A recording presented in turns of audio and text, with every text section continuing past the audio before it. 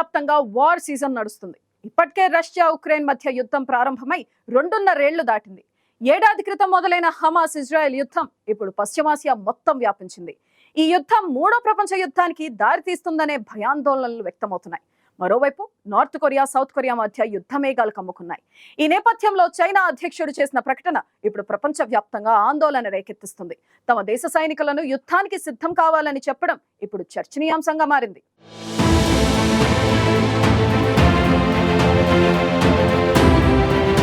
Russia ఉక్రెయిన్ల మధ్య యుద్ధం మొదలై 2.5 ఏళ్లవుతోంది. ఏడాది క్రితం మొదలైన ఇజ్రాయెల్ హమాస్ యుద్ధం ఇంకా కొనసాగుతూనే ఉంది.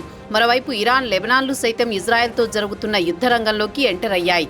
దక్షిణాసియాలో నార్త్ కొరియా సౌత్ కొరియా బోర్డర్లో యుద్ధ పరిస్థితులు నెలకొన్నాయి. తాజాగా చైనా అధ్యక్షుడు తైవాన్ ఆక్రమణ కాంక్షతో యుద్ధ సన్నాహాలకు పిలుపునిచ్చారు. దీంతో ఆయా దేశాల మధ్య యుద్ధం మూడో ప్రపంచ యుద్ధం దిశగా సాగుతున్నాయన్న ఆందోళన వ్యక్తమవుతోంది.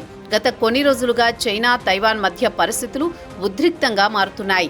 ఈ రెండు దేశాలు ఎప్పుడైనా యుద్ధంలోకి దిగే సంకేతాలు కనిపిస్తున్న సమయంలో చైనా అధ్యక్షుడు జిన్పింగ్ యుద్ధానికి సిద్ధమవ్వాలంటూ తన దేశ సైనిక బలగాలకు పిలుపునిచ్చారు. తైవాన్ చైనా మధ్య మరో ఉద్రిక్త పరిస్థితులు తలెత్తిన క్రమంలో చైనా యుద్ధ సన్నాహాలు చేపట్టిందని చైనా అధికారిక వార్తా సంస్థ షినువా ఓ కథనం వెలువరించింది. దేశ భద్రత ప్రజా ప్రయోజనాలను కాపాడేందుకు సైన్యం సన్నద్ధం కావాలని సూచించినట్లు మీడియా సంస్థలు పేర్కొన్నాయి. ఇటీవల people's liberation army rocket force కు చెందిన బ్రిగేడ్ ను అధ్యక్షుడు షీ జిన్పింగ్ సందర్శించారు.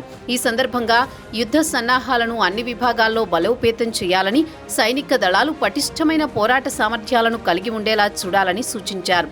సైనికులు తమ వ్యూహాత్మక పోరాట సామర్థ్యాన్ని పెంపొందించుకోవాల్సిన అవసరం ఉందని జిన్పింగ్ పేర్కొన్నారు.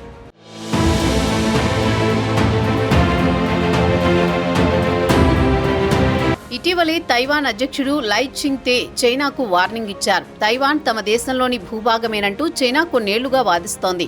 తైవాన్ ఎప్పటికైనా చైనాలో కలిసి తీరుతుందని, దాన్ని ఎట్టి పరిస్థితుల్లోనూ అక్కడి ప్రజలు ఒప్పుకుని తీరాల్సిందేనని చైనా చెబుతోంది. అయితే తమ దేశంపై చైనాకు ఎలాంటి హక్కు లేదని లై చింగ్ తే తేల్చి చెప్పారు. అలా చేస్తే చైనా తమ సార్వభౌమత్వాన్ని ఉల్లంఘించడమేనన్నారు. తైవాన్ను చైనా ఆక్రమించుకోవాలని చూస్తే తాము చూస్తూ ఊరుకోమని ప్రతిఘటిస్తామని స్పష్టం చేశారు. తైవాన్ జలసంధికి ఇరువైపులా ఉన్న ప్రజలకు శాంతి శ్రేయస్సును కొనసాగించడానికి, ప్రాంతీయ భద్రత వంటి సమస్యలను పరిష్కరించేందుకు చైనాతో కలిసి పనిచేయడానికి సిద్ధంగా ఉన్నామన్నారు. తైవాన్లోని 23 మిలియన్ల ప్రజలను ఏకం చేయడమే తమ లక్ష్యమని తెలిపారు. అంతర్జాతీయ సమాజం అంచనాలకు అనుగుణంగా చైనా మెలగాలని పిలుపునిచ్చారు. ఇక తైవాన్ను తమలో కలుపుకునేందుకు చైనా ఎదురు చూస్తోంది. అందుకోసం అవసరమైతే సైనిక బలగాలను ఉపయోగించేందుకు వెనుకాడమని చైనా స్పష్టం చేస్తోంది.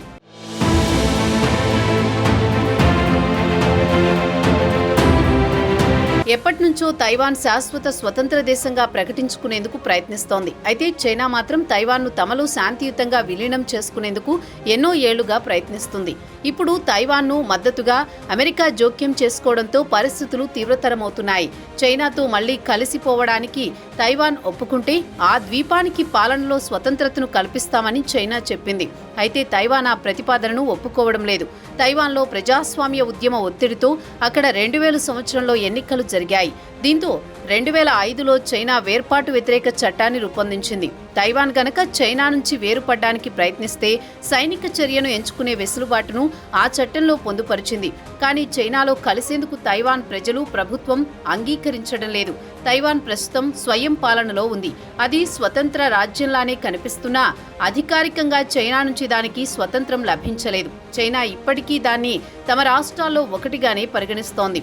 దశాబ్దాలుగా కొనసాగుతున్న ఈ వివాదం కారణంగా నిత్యం 2 దేశాల మధ్య ఉద్రిక్త వాతావరణం నెలకొంటోంది.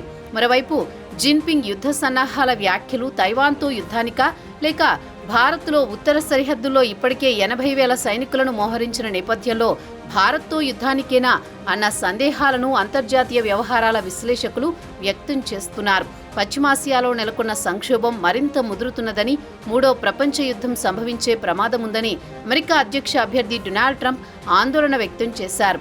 హెజ్బొల్లా మిలిటెంట్ గ్రూప్, ఇజ్రాయెల్ బలగాల మధ్య భీకర పోరు మొదలైన కొన్ని గంటల్లోనే ట్రంప్ కీలక వ్యాఖ్యలు చేశారు.